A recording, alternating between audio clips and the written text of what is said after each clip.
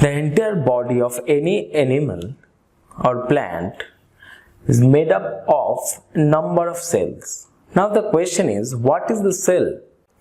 Cell can be best defined as the basic structural unit of an organ.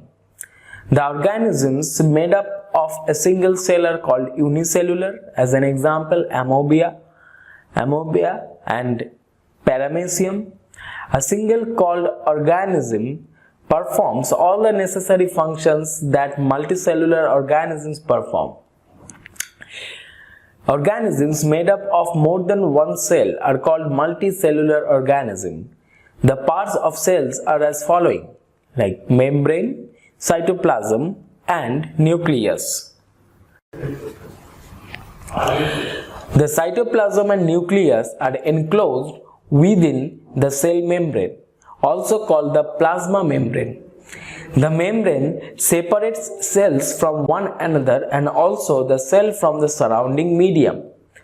The plasma membrane is porous and allows the movement of substance or materials both inward and outward. Cytoplasm is the jelly-like substance present between the cell membrane and the nucleus. Various other components or organelles of cells are present in the cytoplasm. These are mitochondria, ribosomes, etc. Nucleus is an important component of the living cell. It is separated from the cytoplasm by a membrane called the nuclear membrane.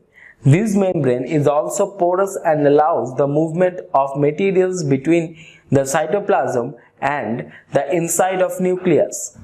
Nucleus, in addition to its role in inheritance, acts as control center of the activities of the cell. Using a sophisticated microscope, we can see a smaller spherical body in the nucleus. It is called the nucleolus.